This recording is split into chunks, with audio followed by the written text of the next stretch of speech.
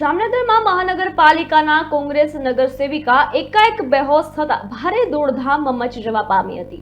જ્યારે Congress નગરસેવિકા civic centre બાબતે municipal કમિશનરને રજૂઆત કરવા ગયા હતા, ત્યારે મ્યુનિસિપલ કમિશનરે મુલાકાતનો સમય ન આપતા 4 કલાકથી ઓફિસની બહાર બેઠા હતા।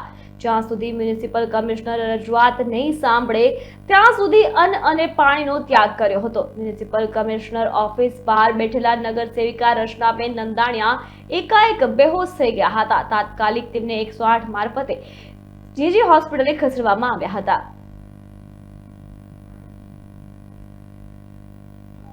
આજે હું મારું રૂટીન કામ પ્રમાણે કોર્પોરેશન ગઈ હતી। કોઈ ધરણા બરણા હોય તો હું લોકોને પબ્લિકને લઈને જાઉં। ધરણા બરણા એવું કાંઈ નહીં। મારે અમુક એરિયાના કામ હતા ને એમાં મારા કાકા લેટરમાં સહી કરવાની હતી, એ સહી કરી। પછી લંચ ટાઈમ પડ્યો એટલે મારા છોકરા જમવા ગયા। મેં પૂછાવડાવ્યું કે કમિશનર સાહેબ છે એટલે હતા, એટલે હું પણ કમિશનર સાહેબને મળવા ગઈ ને એટલે મેં એના પીએને કીધું કે ભાઈ મને 2 મિનિટ ખાલી પોઝિટિવ વાત કરવી છે, પછી લેટર તો હું કાલ દઈ દઈશ, પોઝિટિવ મળીને વહી જાવ એવું કીધું। લંચ ટાઈમ છે એટલે વધારે લઈ લો, મને 5 મિનિટ કમિશનર સાહેબને કયો મળે। મને અડધી કલાક સુધી બેસાડી અને પછી કમિશનર સાહેબ વયા ગયા જમવા માટે અને ડીએમસી સાહેબને મોકલી દીધા કે ભાઈ રચનાબેનને મળી ગયું।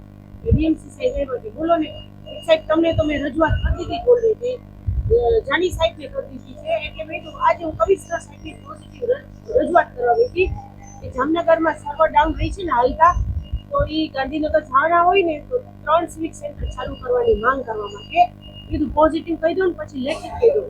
તો મને મળ્યા વગર વયા ગયા અને એના સ્ટાફ દ્વારા કેવડાવું છું કે તમે મને મળશો તો હું ઘરે જઈશ, તો મને મળતા નથી। હું એને ત્યાં સુધી કેવડાવું છું કે મને ભૂખું તરતું નથી રહેવાતું, તો મને સિંગલ એના પીએન એમ નથી કહેતા કે લાવો રચનાબેનને કયો મને ફોનથી વાત કરે નથી। અમારા માણસો ફોન કરે નથી, ફોન ઉપાડતા નથી, મને મળતા કોર્પોરેટર દરજાની વ્યક્તિને તમે મળતા નથી, એ સિવિક સેન્ટર ચાલુ કરાવવા માટે કે જામનગરમાં એક છે ને તો બીજા 2 જગ્યાએ સિવિક સેન્ટર ચાલુ કરે, આ જ ચર્ચા કરવી હતી।